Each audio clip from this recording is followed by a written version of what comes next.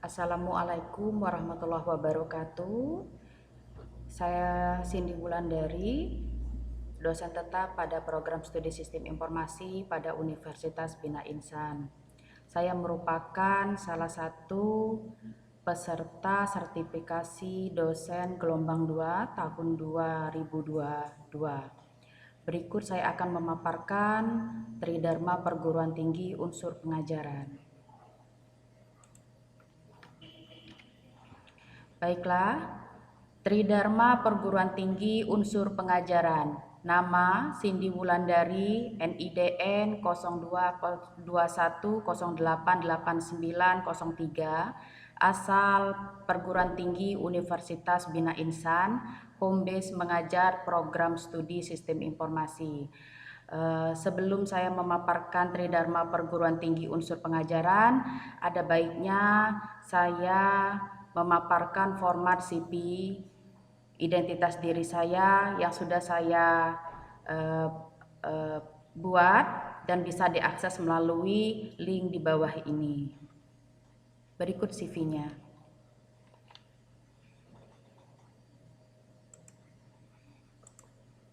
Oke, identitas diri. Identitas diri saya, data pribadi saya, nama lengkap Cindy Wulandari, NIDN 0221088903, tempat tanggal lahir Lubuk Linggau 21 Agustus 1989, agama Islam, jenis kelamin perempuan, alamat Dusun Karya Bakti, Desa Ngesti Boga 1, Kecamatan Jayaloka, Kabupaten Musirawas.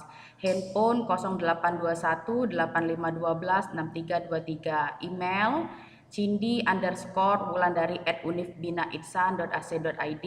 Home base mengajar saya di program studi Sistem Informasi. Untuk data pendidikan, tahun lulus saya pada tahun 2017 itu jenjang strata 2 pada PT dan Prodi Universitas Bina Dharma di program studi Teknik Informatika. Judul tugas akhir tesis saya, analisis tingkat kepuasan layanan TI, studi kasus pada aplikasi Gojek. Kemudian untuk S1 saya tahun lulus pada tahun 2014, nama Perguruan Tinggi Sistemik Musirawas pada Prodi Sistem Informasi. Judul tugas akhir skripsi saya yakni Perencanaan Strategi Sistem Informasi dan Teknologi Informasi pada Setiemura Lubuk Linggau menggunakan metode Word and Paper. Kemudian untuk data dosen, pengangkatan dosen tetap itu sesuai dengan SK nomor 143-YPDT-KP-2017 pada tanggal 1 Maret tahun 2017. Pengangkatan pertama kali dalam jabatan akademik dosen yakni SK nomor 3689-K2-KP-2018 tanggal 4 Juni 2018 dalam jabatan asisten ahli TNT atau terhitung mulai tanggal 1 Juni 2018 dalam mata kuliah Etika Profesi, Statistik Komputer dan Komunikasi Interpersonal. Kemudian diinpasingkan pangkat berdasarkan SK nomor 1896-L2-HKT-2018 tanggal 8 November 2018. Pangkat penata muda tingkat 1 golongan 3B terhitung mulai tanggal 1 Desember 2018. Kenaikan jabatan akademik dosen berdasarkan SK nomor 2745-LL2-HK-2021 tanggal 3 Agustus 2021 dalam jabatan lektor terhitung mulai tanggal 1 Agustus 2021 dalam mata kuliah Statistika Komputer, IT Entrepreneur dan Pengantar Teknologi Informasi. Kemudian diinpasingkan pangkat berdasarkan SK nomor 3479-LL2-HK-2021 tanggal 10 September 2021 dalam pangkat penata golongan 3C terhitung mulai tanggal 1 Januari 2022. Untuk bidang ilmu mata kuliah yang saya ampu yakni pengantar teknologi informasi, komunikasi interpersonal, statistika bisnis, IT entrepreneur, kewirausahaan teknologi, perilaku organisasi, analisis proses bisnis, testing dan implementasi sistem informasi, praktek testing dan implementasi sistem informasi, arsitektur dan organisasi komputer, pengantar bisnis, IT service management, aplikasi komputer, pengelolaan data ekonomi, serta manajemen sains. Itu adalah identitas diri saya secara pribadi.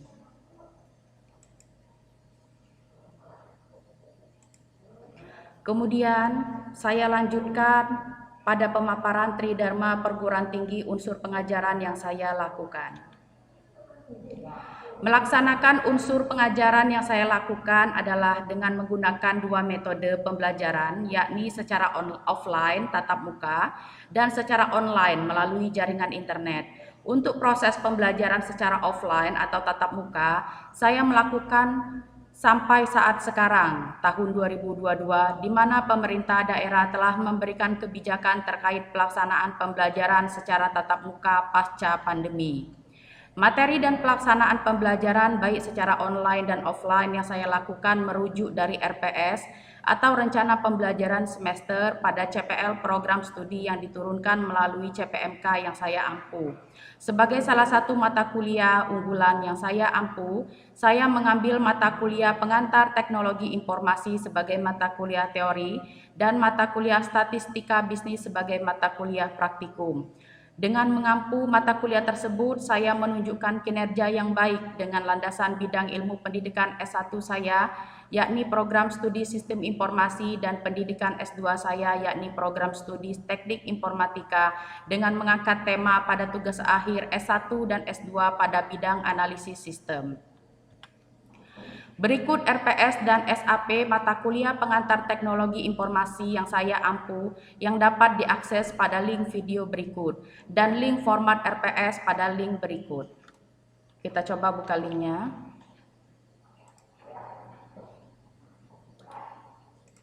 Kita coba buka linknya. Oke, ini CP. Ini adalah video di mana saya memaparkan RPS untuk mata kuliah pengantar teknologi informasi pada link yang sudah saya CPMK mata kuliah. Di sini saya mengharapkan bahwa mahasiswa mampu memahami materi yang akan dipelajari, teoristik, bidang pengetahuan teknologi informasi secara umum dan konsep teorinya dalam laman perguruan tinggi. Kemudian jurnal ilmiah terakreditasi atau diterima di jurnal nasional terakreditasi. Siswa mampu mendefinisikan teknologi. Oke, kita lanjutkan. Untuk format RPS pada link yang sudah saya share, ini linknya. Oke, maka akan tampil format RPS yang sudah saya buat untuk mata kuliah pengantar teknologi informasi. Mulai dari CPMK mata kuliah, CPL program studi, saya jelaskan, terus turun lagi menjadi CPMK, kemudian kemampuan akhir tahapan belajar, kemudian yang di kemampuan akhir tiap tahap belajar itu pada sub CPMK-nya, kemudian deskripsi singkat mata kuliah, kemudian materi pembelajaran atau bahan kajian. Oke, ini adalah materi-materi yang saya ajarkan selama 16 pertemuan ke depan. Kemudian referensi, ini saya jabarkan langkah-langkah rencana kegiatan pembelajaran setiap pertemuan. Ini cuma saya contohkan pada pertemuan pertama, di mana terkait pada link video pembelajarannya nanti pada pertemuan pertama mata kuliah pengantar teknologi informasi di semester 1. Kemudian SAP ini CPMK, saya turunkan menjadi sub CPMK, kemudian indikator pencapaian, tujuan pembelajaran, karakter mahasiswa. Oke, ini ada langkah-langkah kegiatan pembelajaran. Jadi kegiatan pembelajaran yang saya lakukan pada saat pertemuan pertama di mata kuliah pengantar teknologi informasi. Nanti konsisten terhadap video yang saya unggah. Nanti akan saya tampilkan videonya Bapak Ibu. Kemudian saya lanjutkan.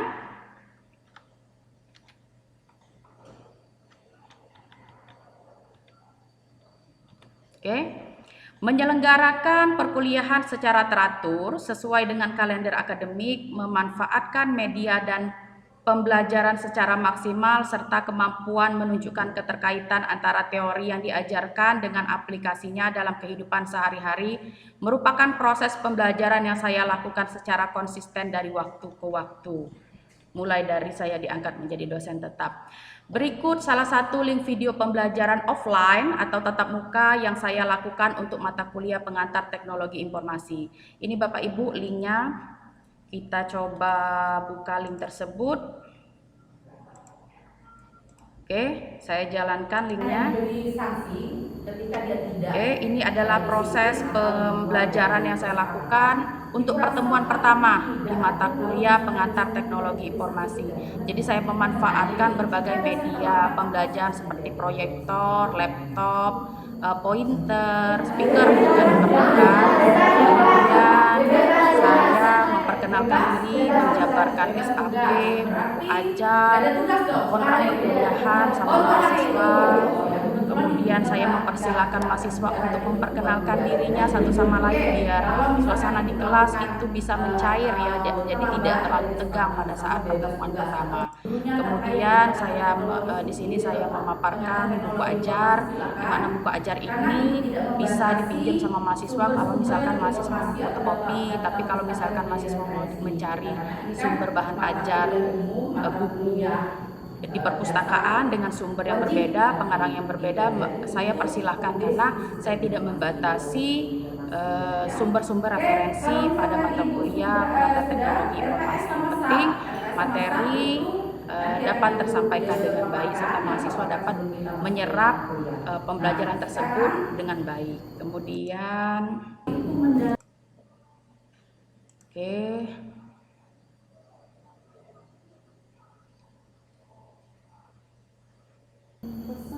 saya mengkonsep pengertian pengantar teknologi informasi bersama-sama mahasiswa.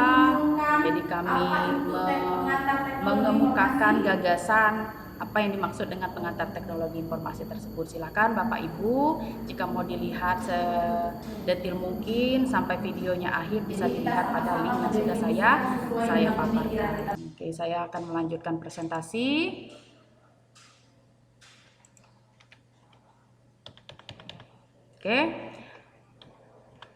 Dalam menjalankan proses pembelajaran offline atau tatap muka, saya menggunakan metode ceramah dan tanya jawab. Sebagai contoh, pada pertemuan ke-1 untuk mata kuliah pengantar teknologi informasi, saya memperkenalkan identitas diri, kemudian memberikan kesempatan mahasiswa untuk memperkenalkan diri satu sama lainnya. Saya membuat kontrak perkuliahan, menjelaskan kriteria penilaian, buku ajar, serta RPS dan SAP mata kuliah yang mana hal-hal tersebut kami sepakati selama proses pembelajaran sampai pada pertemuan ke-16. Setelah itu saya menjelaskan materi dengan metode tanya jawab sebagai tolak ukur pemahaman materi yang saya berikan. Sebagai support proses pembelajaran mata kuliah pengantar teknologi informasi agar materi yang disampaikan dapat maksimal serta mahasiswa dapat mengulang memahami materi meskipun di luar jam pelajaran, maka saya memanfaatkan bahan ajar yang berbentuk modul yang dapat dilihat pada link video berikut serta format modul dapat dilihat pada link yang sudah saya berikan. Oke, kita lihat format link berikut ini untuk modul pengantar teknologi informasi. Oke, ini adalah video di mana saya menjelaskan modul pengantar teknologi informasi. Silakan Bapak Ibu asesor bisa melihat penjelasannya pada link YouTube yang sudah saya berikan. Kemudian format modul. Jadi format modul itu saya buat itu sesuai dengan SK yang sudah tertera penyusunan modul di SK-kan oleh Bapak Rektor atau yang mewakili, baru saya masukkan di modulnya. Oke, ini adalah bentuk modul pengantar teknologi informasi pada semester ganjil 2020-2021 yang saya buat. Oke, di sini ada daftar isi pertemuan 1 sampai dengan pertemuan terakhir hingga contoh-contoh soal. Contoh soalnya juga ada di sini saya terang. Oke, terlalu cepat ini Buka ini.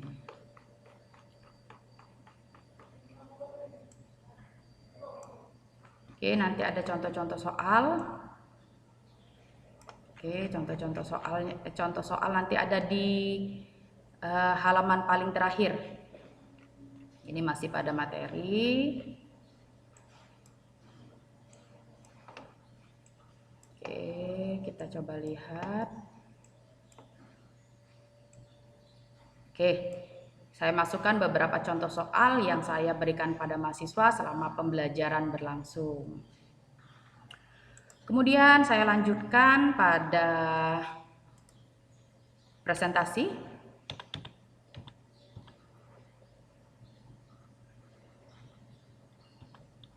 Oke. Kemudian menjalankan proses pembelajaran secara online atau melalui internet, khususnya selama pandemi, saya memanfaatkan pembelajaran melalui video, di mana video tersebut dapat diakses kapanpun dan dimanapun oleh para mahasiswa yang mengambil mata kuliah pengantar teknologi informasi yang saya ampu melalui Google Classroom. Tentu saja proses pembelajaran masih tetap sesuai prosedur atau terjadwal sesuai dengan waktu kuliah yang telah ditetapkan oleh pihak kampus. Ini adalah link video pembelajaran online melalui media internet yang saya lakukan untuk mata kuliah pengantar teknologi informasi. Bisa diakses melalui link YouTube yang sudah saya sediakan. Oke, kita coba lihat ya Bapak Ibu linknya. Oke, ini adalah video pengajaran yang saya lakukan pada masa pandemi. Jadi pada masa pandemi saya memanfaatkan Google Classroom, men-sharing materi yang sebelumnya sudah saya buat dalam bentuk video. Seperti ini Bapak Ibu videonya. Sama, misalkan pada pertemuan pertama saya melakukan perkenalan dulu, kemudian baru masuk ke materi pembelajaran. Oke, ini adalah linknya, silakan nanti dilihat untuk lebih detail sampai habis, nontonnya juga nggak apa-apa. Oke, kemudian selanjutnya ketika saya dihadapkan dengan pembelajaran praktikum sebagai contoh mata kuliah statistika bisnis, saya memanfaatkan pembelajaran dengan menggunakan bahan ajar berupa modul, di mana di dalam modul praktikum ini saya membuat langkah-langkah proses menjalankan aplikasi yang digunakan yang biasanya saya sebut dengan tutorial. Tutorial ini saya buat dengan cara saya sendiri dan dengan bahasa praktik yang sangat sederhana untuk memudahkan mahasiswa mencerna yang saya maksud dan mudah mereka pahami. Seperti terlihat pada video di bawah ini linknya, kemudian modul mata kuliah statistika bisnis dapat dilihat melalui video lagi, boleh. Sedangkan format modul mata kuliah statistika bisnis dapat dilihat pada link yang sudah saya share pada slide PowerPoint ini. Oke, kita kunjungi 3 link ini Bapak Ibu, seperti ini bentuknya. Oke, ini adalah modul praktikum statistika bisnis. Ini SPSS-nya kita saya close buat dalam bentuk video. File, new Jadi saya data. Menjalankan Kita buka untuk file new data. Sini. Jadi yang pertama kita coba bisa belajar di rumah, data view. Kita coba buka. Ini kan udah clear nih. Kemarin sampai dengan ini ya sudah selesai. Kita sudah coba semuanya apa untuk pengolahan variabel. Sekarang kita buka untuk tabulasi responden. Kemudian modul statistik bisnis. Oke.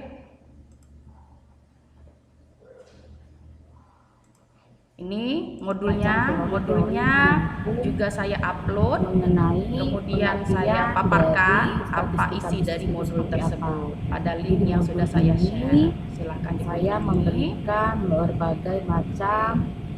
Kemudian untuk format modul statistik bisnis sama seperti modul pengantar teknologi informasi. Jadi saya menyertakan SK modul pembuatannya dulu. Kemudian yang sudah disahkan oleh Bapak Rektor atau yang mewakili, kemudian baru saya paparkan modulnya berdasarkan SK tersebut. Memang modul ini sudah saya siapkan sebagai bahan ajar saya. Termasuk ini apa tutorial-tutorial yang itu ya.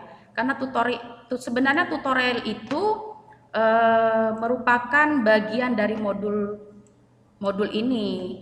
Cuman saya pisahkan karena dalam praktik biasanya mahasiswa mau mencari yang mudah dicerna saja. Jadi saya nih, ini adalah statistik tutorial. Nih seperti ini, jadi mahasiswa tinggal mengeksekusi saja setiap langkah yang dalam pengelolaan data aplikasi SPSS-nya. Gitu, Bapak Ibu. Oke, kita close dulu beberapa file. Oke, itu adalah pemaparannya. Kemudian memberikan latihan-latihan soal melalui video dengan menjelaskan secara singkat bagaimana cara menyelesaikan soal praktikum tersebut seperti pada video di bawah ini. Oke, kita akses coba. Jadi saya menjelaskan latihan-latihan melalui video juga. Karena yang namanya kuliah di masa pandemi itu full melalui Assalamualaikum warahmatullahi wabarakatuh. Yang sebelumnya. Jadi kalau soal latihan yang 11 ini Ibu sudah minta outputnya. Jadi soalnya adalah kerjakan sama persis seperti petunjuk pada tutorial bagian mengubah data tabulasi variabel ke dalam bentuk SPSS mulai. Jadi ini lanjutin aja ke 11. Ini ya. Silakan dikunjungi nanti linknya. Saya akan melanjutkan pada pemaparan. Oke, sudah. Proses pengajaran yang saya lakukan juga disupport oleh Academic Management System atau AMS dengan alamat http //portal Universitas Bina Insan. Nanti kita kunjungi aksesnya. Pada portal akademik tersebut, saya bisa melihat mata kuliah yang saya ampu yang sudah ditetapkan oleh program studi setiap semesternya per kelas melalui menu mata kuliah di ampu. Dapat mengakses jadwal mata kuliah tersebut pada hari, jam, dan ruangan di mana saya mengajar. Serta penginputan nilai sebagai laporan hasil pembelajaran dapat saya lakukan tersistem, terjadwal, dan tepat waktu pada menu pengelolaan nilai. Pada menu ini saya dapat langsung secara online menginputkan nilai tugas, kuis, diskusi mahasiswa, nilai UTS, nilai UAS, yang mana nilai absensi atau kehadiran mahasiswa sudah terinput oleh staf bagian absensi. Sehingga didapatlah nilai akhir mahasiswa pada mata kuliah yang saya ampu tersebut, di mana nilai akhir mahasiswa akan terhubung pada kartu hasil studi mahasiswa secara online. Proses tersebut dapat dilihat melalui laman di bawah ini. Oke, kita lihat. Untuk akses portal, kita coba.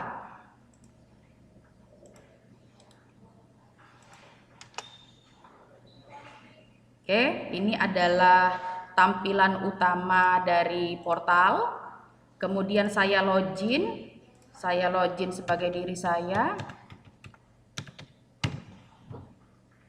Oke, ini adalah tampilan portal akademik Universitas Bina Insan. Saya bisa melihat jadwal mata kuliah yang saya ampu, mata kuliah yang diampu. Oke, coba lihat. Nah, ini adalah mata kuliah yang diampu untuk semester genap 2021-2022. Contohnya statistik bisnis.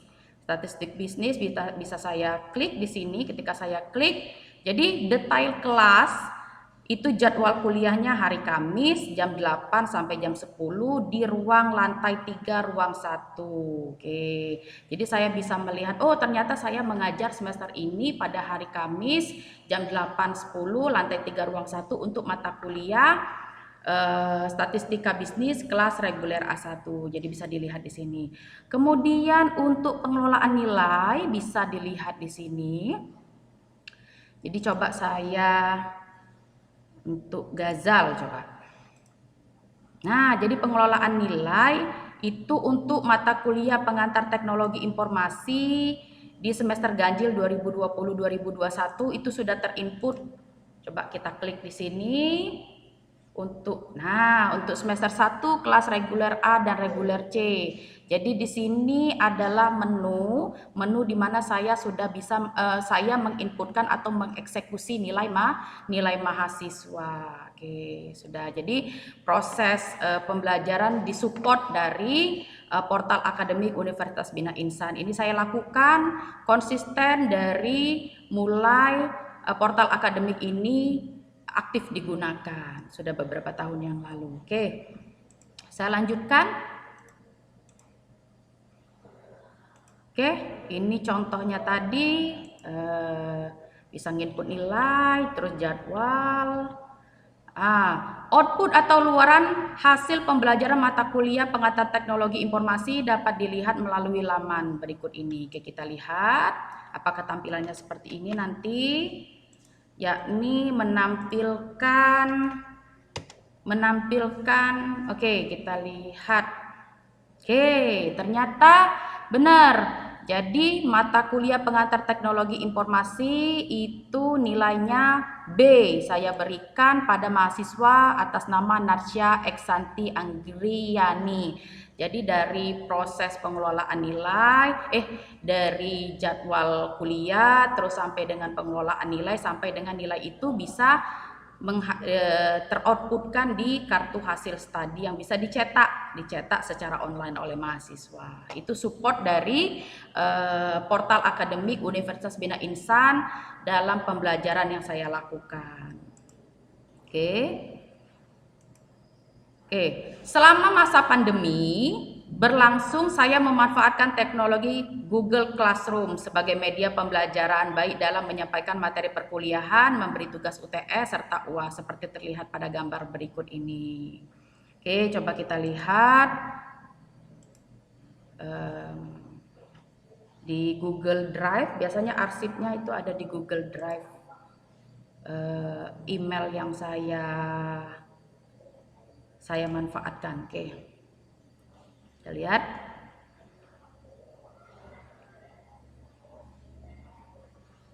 Oke.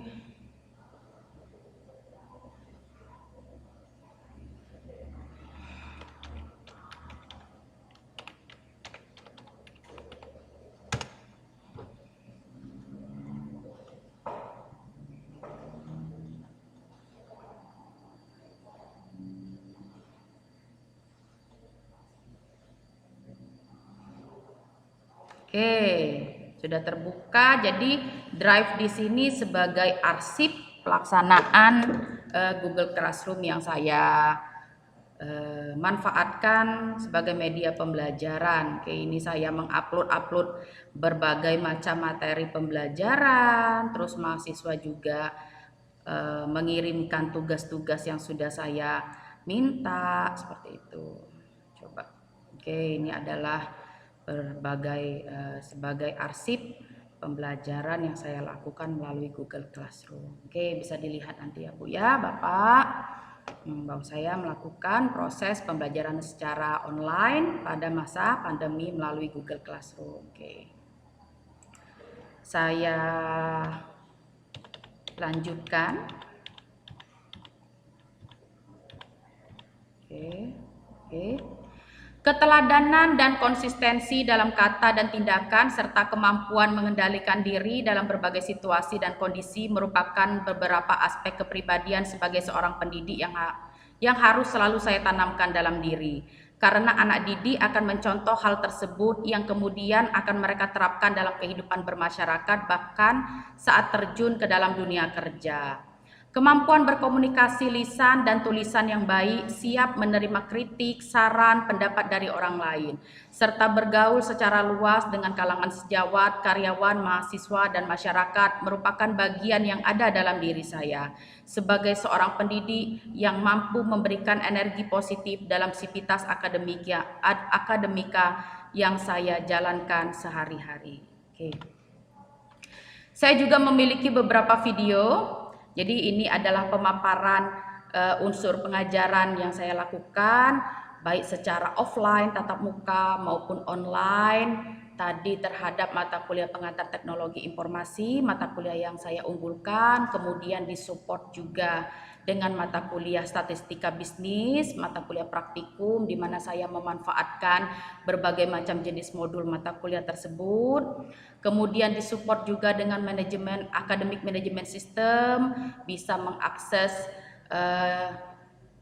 jadwal kuliah, proses perkuliahan hingga nilai yang sudah saya inputkan bisa tertera di dalam kartu hasil studi mahasiswa. Kemudian saya juga memiliki beberapa video ketika melaksanakan pengabdian pada masyarakat sebagai bentuk pelaksana Tridharma perguruan tinggi seperti terlihat pada link berikut ini.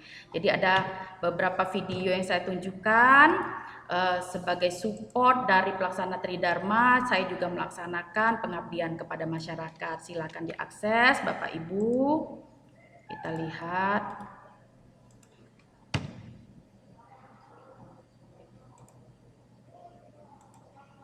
Oke, ini adalah ketika saya memaparkan pengabdian pada masyarakat dalam materi cybercrime di lembaga pemasyarakatan lapas kelas 2 Petamburan. Bisa dilihat di akses di sini Bapak Ibu, silakan ditonton sampai habis waktu saya.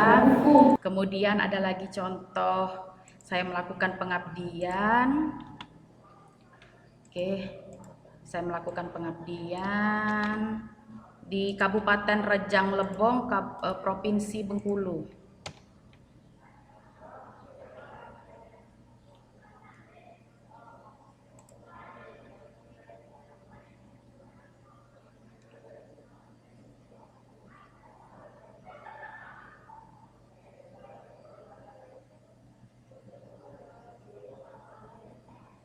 Oke, jaringannya.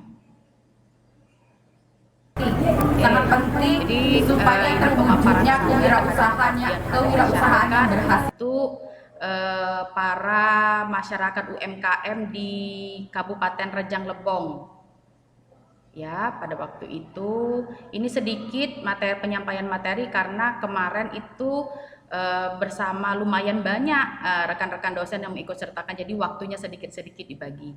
Silakan Bapak Ibu dikunjungi videonya pada link yang sudah saya share. Kemudian